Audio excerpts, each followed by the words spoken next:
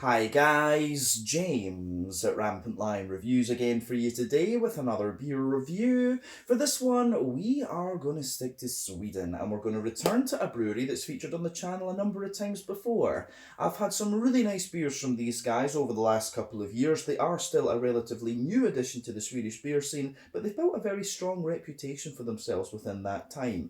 I would say that this brewery are best known for doing different kinds of IPAs, but they have done a good few different styles in the time that I've known them actually. But the beer we're going to have a look at today is a style that I have had from them before. It's a style that I know they can do very well, and it's also one of their latest releases through Systembolaget here in Sweden as well. So needless to say, I'm very curious to see what this one is going to have in store for us. It's nice to return to this brewery after what feels like a good little while, so hopefully this is another good beer. Hopefully it makes for an interesting review, and as always, I hope that you guys enjoy my take on this one as well. So yeah, for this review then, we are going to head to Kungsbacka, which is to the south of Gothenburg, Göteborg, as you would say in Swedish, and we're going to have a look at another beer from AKiA Brygghus. So this particular beer is called Musique. It comes in at 6.5% ABV, and this one is another New England hazy, whatever you want to call it, IPA. So yeah, I actually can't remember when the last time was that we had a hazy IPA from these guys, but we've had rye IPAs, we've had black IPAs, West Coasts, and a couple of New Englands from them in the past. So yeah, this is one of the reasons why I like this brewery, because their beers are always pretty damn solid, and you know, they try different styles within the IPA category, because there's so many New England hazies out there these days, it can get a wee bit boring. But yeah, this one should be nice to try. This has got Citra, Mosaic and Nelson Sauvin in it, so a little bit old school as well.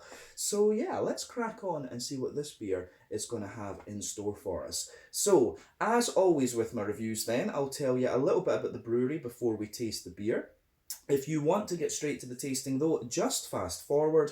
All the usual links are in the video description below. That's the brewery website, the link to my other reviews that I've done from AKiA Brygghus before, and we will no doubt add more to that list in the near future. But there's all the usual social media down there. If you want to see more reviews, do please consider subscribing to the channel. The support that you give is hugely appreciated. And remember, you can go into the channel homepage and search for beer based on the geography tagging system. Just use the search bar and put in your hometown, state, county, whatever, and if I've reviewed beers from your local area, they will pop up. Otherwise, you can go and use the playlist of beers from different countries. You'll find this one in the Swedish playlist along with many other things. But yeah, let's go on and have a little look at my notes for AKiA Brygghus once again.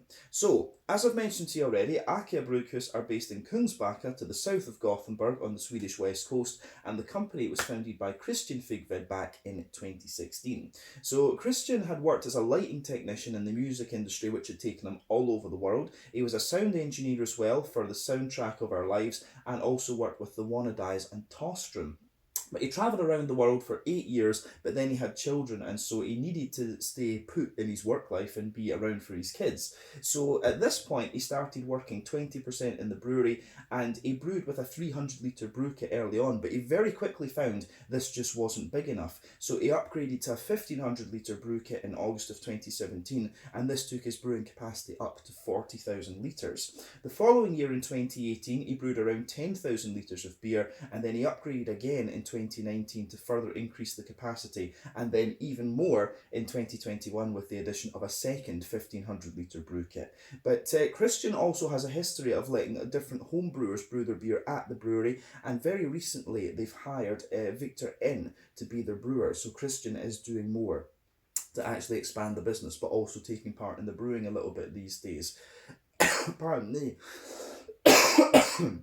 Yeah, still getting over this. But the brewery itself can be found in the old Alfors mill, and the name of the brewery, AKiA A-K-I-A, or AKiA in English. This is basically an abbreviation of the Swedish name for this, because it used to have a very long name from what I understand. But like I said, over the years, these guys have built a very good reputation for themselves, doing different kinds of IPAs, also doing some dark beers as well. And as of December 2022, when I'm filming this review for you, these guys have produced 65 different kinds of beer, and I've just told you a wee bit about the styles that they've done as well. But yeah, that's all I can really tell you about AKiA Brygghus for the moment. I actually met Christian in person recently. He was down here for the Great Swedish Beer Festival, and he came in to our Bishop's Arms at Gustav Adolfs Torg in Malmö, and I chatted away to him for a good 20 minutes or so. Very, very nice guy, and he was offering to send me some beer and things like that, but unfortunately I have a bit too much at the moment. But yeah, lovely guy, and apparently we are going to get some of his beers into the pub as well, so we'll need to see how that goes. But as I say, if you're interested in different kinds of IPAs, then AKiA Brygghus are a very good brewery in Sweden at the moment. I think I would probably still describe them as up and coming because they're still growing a little bit. But yeah, give it another couple of years and these guys will be very firmly established. I think very good IPAs in my experience. And Christian is a very nice guy, so support him. But yeah, I think that's everything we need to say about AKiA. So if you want to learn more, you can check out the brewery website. You can follow them on Facebook and Instagram to keep up to date with all the latest goings on. And you can, of course, check out the Rate Beer, Untappd and Beer Advocate pages to learn a little bit more about all the different beers that these guys have done. So yeah, let's go on and have a wee look at the beer itself. So you can see this beer, really nice artwork on this one, I have to say. I do like that kind of speaker thing that it's got there. But yeah, this is a 440ml can. I think I forgot to say earlier that this beer was released as part of the Lokal Småskalig assortment through Systembolaget for December of 2022. But yeah, there you can see the AKiA symbol there. You can see the little water wheel and the A in there, which is kind of cool. But like I said, 6.5% New England Hazy, whatever you want to call it, IPA. This one is hopped with Citra, Mosaic and Nelson Sauvin. We know these hops pretty well. Citra and Mosaic, both American, both 14% alpha acid. Citra's going to give you a nice juicy mango, good little bit of lemon limey character in a New England IPA. Mosaic is going to give you that big kind of tangerine orange. And Nelson Sauvin from New Zealand, of course, 16% alpha acid, and it's going to give you that big gooseberry, white, green, grapey sort of thing. So a kind of classic mixture in this beer. But yeah, this one cost me, I think, 50 Swedish kroner, so that is about €5, £4.50 sterling, somewhere in the region of $5.50 American. But yeah, let's get this guy out, and we'll get on with the tasting then. A nice 6.5% IPA. So let's do this.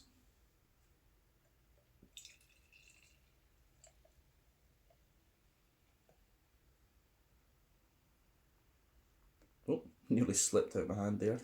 But yeah, there we are. So we've got the beer out and into the glass, and I can say right away, this thing smells juicy as hell when you pour it. So I think this is going to be quite nice. So before the head disappears, you can see that this beer has poured with a bit over a finger of a frothy, I would say, perfect white head. There are one or two big bubbles sticking up, you know, toward the top of the head there, but there are quite a few little ones just toward the bottom. But I'll let you have a wee look at that. You can see there a mix of different size bubbles within the head of this beer. But lovely, very bright yellow colour, this one, almost like a mango juice, I would say. I always like comparing New England IPAs to different fruit juices because that's just what their appearance reminds me of. But yeah, not much of the way of visible carbonation with this one, just one or two wee bubbles sticking toward the side of the glass at the bottom and a few kind of travelling up toward the bottom of the head there. But yeah, it looks pretty nice, I have to say. Yeah, in terms of the colour of the beer, remember that depends on 1, the type of malts that you use. This goes a long way to determining your EBC rating. 2, length of your wort boil is also going to play a role, because the longer you boil the wort, the more the sugars caramelise and thus you get a darker colour of beer. But any barrel aging that you do or any adjuncts that you put in will affect the colour of your beer as well.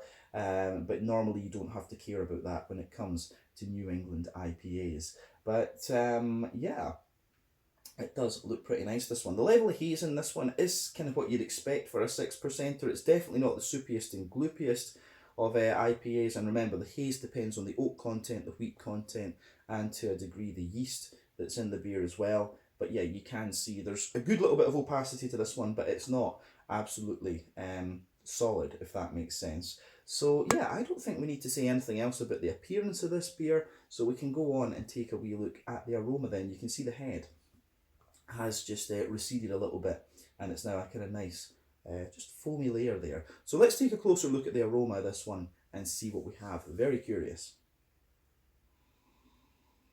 Oh yeah, this is pretty nice. It's actually quite a punchy IPA, this one, I have to say.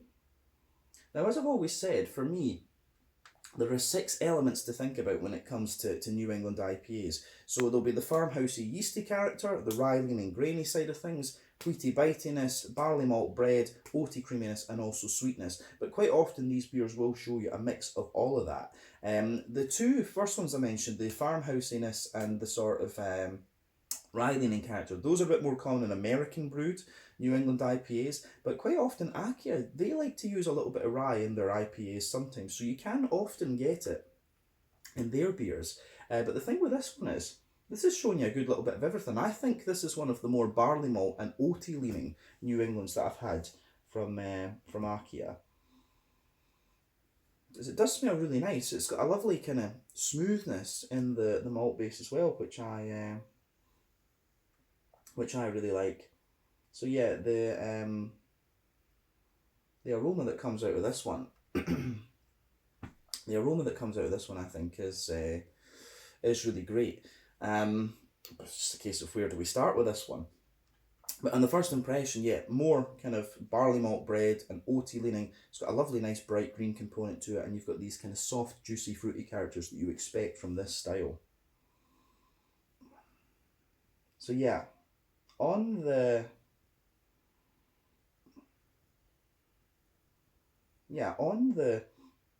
barley, the malt side of things, then I should say, we'll start there as we always do. You can smell in the middle. You've got that nice little bit of fresh white bready bread crust there, just forming the backbone of the beer, and that's absolutely great. So yeah, lovely little bit of fresh white bready bread crust in there, and you can it almost smells as if you've got a little bit of flour still on the bread crust, which I do quite like. On top of that, yeah. On top of that, you have the on top of that, you get a lovely kind of very fluffy, fresh white bread there. So you can smell that. It's very airy, really, really nice. You can smell a little bit of the wheat on top of that, kind of densifying it out. And there is a little bit of wheaty bitiness in the back of the nose with this particular beer, which I do like. And that was like I was saying earlier, this one gives the impression of being kind of quite zippy, actually. So that's interesting.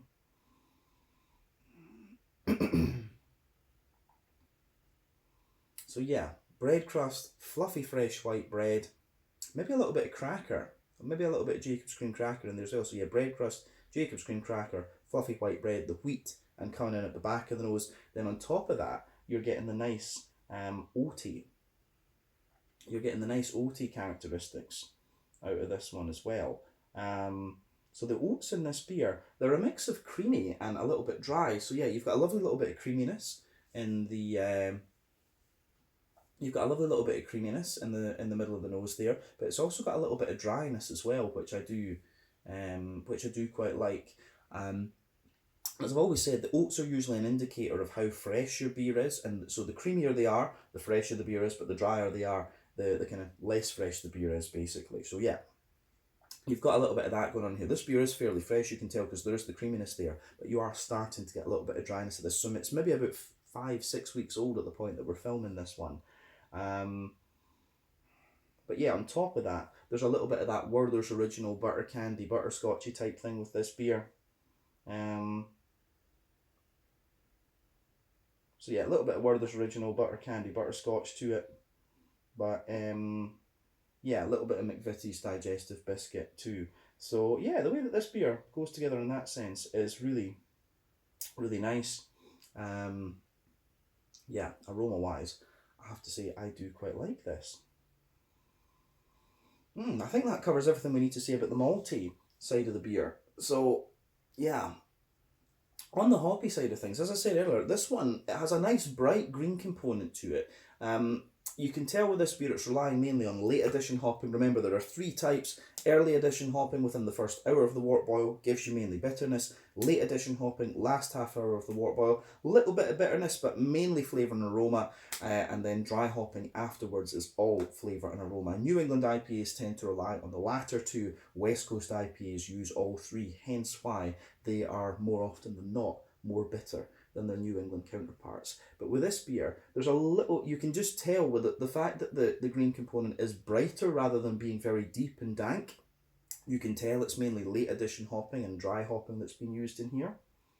but there's a little bit of kind of, you do get a little touch of earthiness from this one, which will be the Musique, but then you've got a nice big bright floral aromaticity. There's also some kind of zesty, grassy character to this one, which I'm tempted to say is most likely to be the Citra, but it's actually got quite a bit of wetness to it, the grassy character too, which I think is going to be more from the Nelson Sauvin. But the green component of this one is quite nice. It's quite bright, but it's also kind of wet and oily at the same time, which I really quite enjoy. So yeah, aroma wise, this one is nice, and the fruity character is as you'd expect if you know these hops. So the Nelson Sauvin, I think, is it's the most dominant one out of the three. I'd be curious to know the mix, if it's like a 50, 25, 25, or if it's a 33, 33, 33. But I think, personally for me, the Nelson Sauvin comes out a little bit more than this one. And, you know, they may have used a little bit of Nelson Sauvin in the Whirlpool or something, which could be the reason for that, because, you know, sometimes they will use a little bit of early edition hop with these beers. But yeah, I get a lot of the kind of gooseberry, white green grapey note. That seems to be the anchor of the fruity character within this beer. But then you also have, you're definitely getting that big juicy mango that you'd expect from the Citra. There's also like a wee bit of apricot in there, you know, or maybe papaya is a probably good descriptor as well. So yeah, apricot and papaya, definitely. And then you've also got a bit of the tangerine orange coming out of this beer. So yeah, the tangerine orange, of course, is from the Musique. So all three of these hops are kind of giving you what you expect. I would say that about this beer. This one is kind of nothing surprising if you know these hops, but knowing AKiA is probably just going to be very well done and nicely drinkable. And you can't complain about that. You can't. So yeah, that one does smell really quite nice, I have to say. And yeah, we know these hops pretty well. So as I always say, take a wee bit of time to enjoy the aroma of these beers before you get stuck into them. But I think it is about time for us to taste this one. So yeah, this is the Musique, a New England hazy IPA at 6.5% ABV from AKiA Brygghus in Kungsbacka near Gothenburg here in Sweden. Let's get stuck in. Slange, skål, cheers.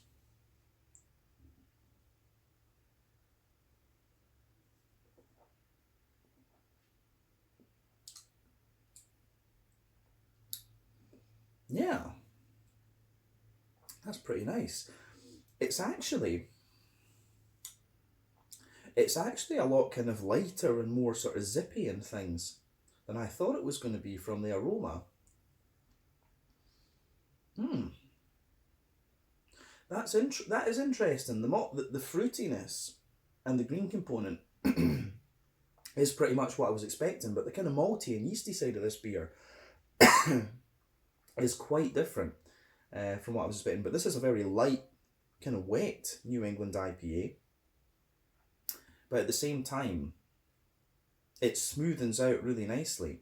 And then the aftertaste it starts to give you, or give me what I was expecting, to be honest. But this is another really solid New England IPA, this one. I also have to remember that most of the IPAs I've reviewed this month have been like 8% doubles, so that's probably another reason why this one feels a good little bit lighter to me.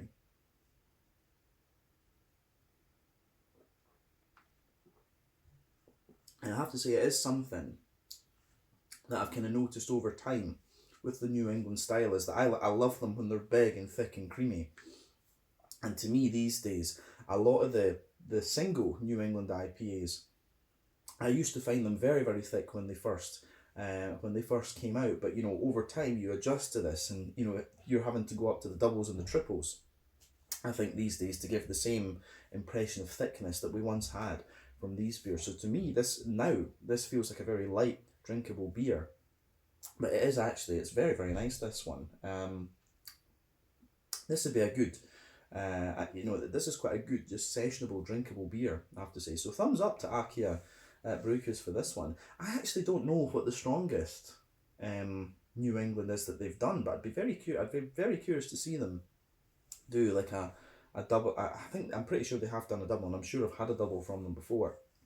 Hard to keep track these days, but yeah, I'd be curious to see these guys do a big triple IPA and see what it would be like. But this one, for me, first impression of it is it's quite a zippy, kind of bitey, beer, but then it really mellows out and shows you more of the barley malt and the cracker and stuff like that. But the green component is nice and bright, as I said, and you've got the lovely fruity characters. This is really nice New England IPA. You can't knock this one in any way. Solidly done once again, which is what we expect from AKiA.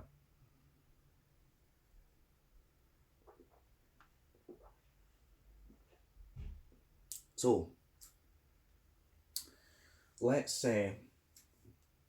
break this beer down for you then. Middle third of your palate, you can feel that nice little bit of fresh white bready bread crust there. That forms the backbone of the beer. Absolutely.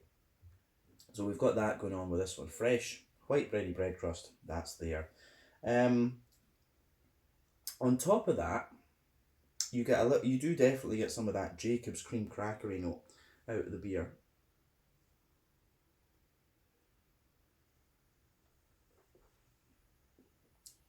So yeah, bread crust, Jacob's cream cracker, then on top of that, you have the kind of fluffy, airy white bread. And the bread that you get in this one, it is nice and fluffy and airy, but it's actually got a little bit of sweetness to it, which is kind of interesting.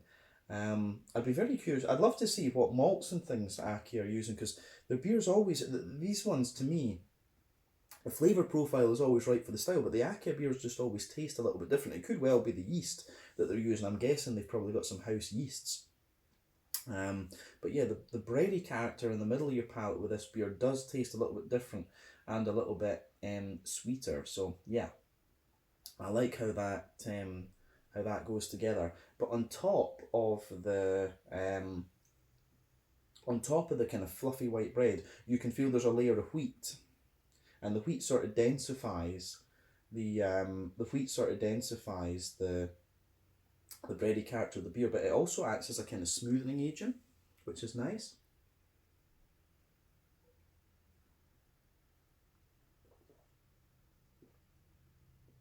So yeah, it acts as a, yeah, the wheat the wheaty character really acts as a smoothing agent in this beer. But it does, the whole beer, this beer, it really does kind of smoothen out, and you get less of the zippiness the more your palate adjusts to this one, I would say. And yeah, it really does become a kind of very smooth, kind of light New England IPA the more that you drink of it too. But yeah, above that lovely smooth wheaty layer, you get the oats. So down the middle line of your tongue, you get that lovely oaty, creamy character coming out of it. And as you move further out toward the edge of your palate there, you can feel there's a little bit of dryness to the oaty side of things as well. So yeah, I do like how that goes together.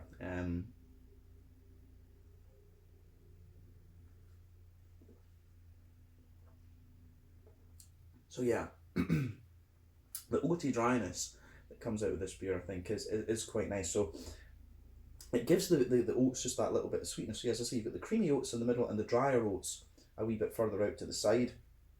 And then in the dead centre of the palate, you have a little bit more of a kind of Werther's Original butter candy butterscotchy sort of thing. You've just got that little circle there with the Werther's Original butter candy butterscotchy type vibe coming out of the beer. So yeah, this is very nice. I do like how this goes together. You get a little bit of McVitie's digestive biscuity character out toward the edge of that, out toward the edges of that middle third of your palate. But yeah, as I say, the way that this goes together, I think, is really quite nice. So it gets a thumbs up from me. It gets a thumbs up from me for sure on the middle third of the palate. It gets more and more complex the more you drink of it. But yeah, the back third of your palate then, the border region between middle and back third of your palate, again, you get a little bit of that bready build up in there.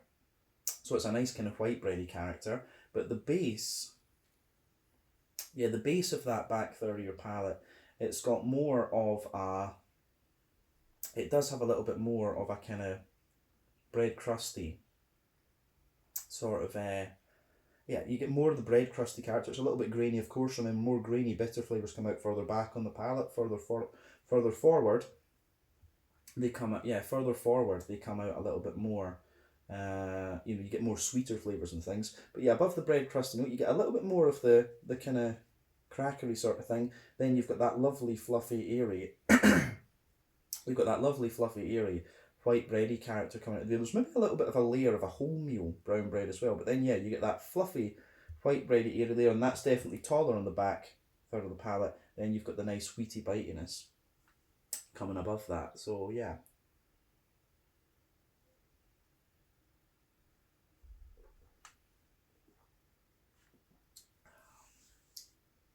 So yeah, lovely kind of wheaty bitiness coming out of this beer. And then yeah, above that you start to get the more airy. Yeah, you start to get the more airy, yeasty kind of notes out of the beer.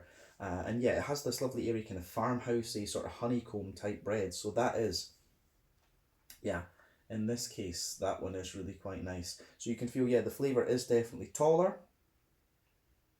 The flavour is definitely taller on the back third of your palate. Then as you go further forward, things just kind of squash together that wee bit more. So yeah, the way that that goes together is really, really nice. Yeah, happy enough with the malty and yeasty side of this beer, definitely. On the hoppy side of things, it's kind of what you'd expect.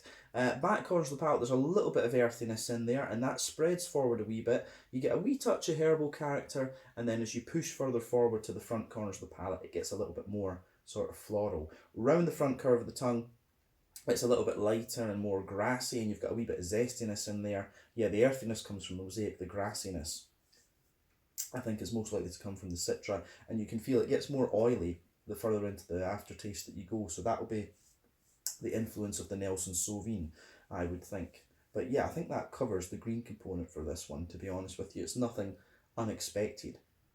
But yeah, the border region between front third and middle third of your palate, you get that nice kind of bit of white bready build up there. The base of the front third of your palate is like a smooth white bread, and then above that, you get that nice oily bubble where the juicy fruity esters just roll their way out of the beer.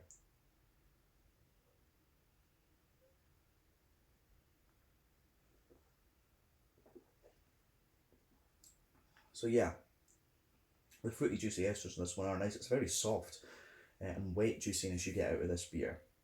So yeah, at the back of that front third of your palate, you get a bit of the stronger passion fruit from the Citra. As you come further forward, it gives you more of the juicy sort of mango character you'd always get. And then maybe in the middle of the palate, you've got a wee bit of that apricotty papaya type note as well. But when you move into the front third of your palate, you get a lot more. You can feel the Nelson Sauvin, the big oily Nelson Sauvin character underneath. That white grapey gooseberry type note, that is the base of the front third of your palate. But then above that, you get a little bit of the tangerine orange from the Mosaic. But to be honest, I would say, for me at least, the Citra and the Nelson Sauvin are the two more dominant hops. I think the Mosaic takes a wee bit of a back seat, to be honest, but you do get more and more orange coming out of the aftertaste in this particular beer. So yeah, the way that this beer goes together, I think, is really nice in that sense. So yeah, everything you'd expect from the fruity side of the beer, for sure, from these three hops. But yeah, I think that covers everything we need to say about the flavour of this one. Let's look at the mouthfeel just to round off.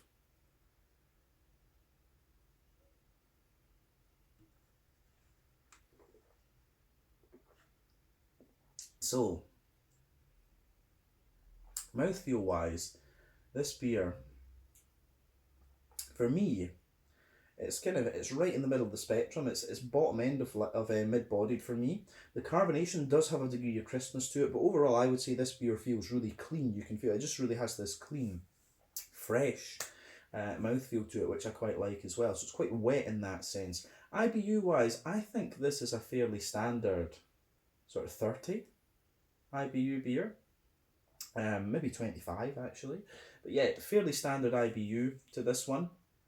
The malt base in this beer is, as I said, it's got a little bit of graininess to it, good little bit of smoothness, a little tiny touch of sweetness, but yeah, for me it's mainly oaty and barley malt leaning, this particular malt base. But yeah, 30 IBUs, we've talked about the malt base, the fruity side of this one. As I said, nice kind of light and juicy fruity notes out of this one. I think the Nelson Sauvin and the Citra are a bit more dominant than the Mosaic for me, but overall this is just another very, very solid New England IPA from AKiA, and these guys are good at that. This is a nice, really drinkable beer, I have to say. Yeah, I like this one. This is kind of showing me, as I say, most of the IPAs that I've reviewed in recent times have been most of the IPAs I've reviewed in recent times have been big doubles, so maybe I need to start getting some of the lighter ones actually and reviewing those as well. But yeah, I think we can leave it at that for this one. This was the Musique, a 6.5% New England hazy IPA from AKiA Brygghus in Kungsbacka to the south of Gothenburg. I nearly said Stockholm there. Yeah, to the south of Gothenburg. But once again, thank you for watching my beer reviews. Until the next time, please like, subscribe, share, all the usual YouTube stuff. Let me know your own thoughts on this beer in the comment section below. Let me know what your favourite beers are from AKiA Brygghus as well. Like I said, we will be returning to these guys at some point soon. I keep an eye on what beers these guys are releasing. I'll see if we can try another different style from them the next time we review them. So yeah, once again, thank you for watching. Check out my social media, check out AKiA's social media, and I will see you guys in the next review. Sláinte, skål, cheers.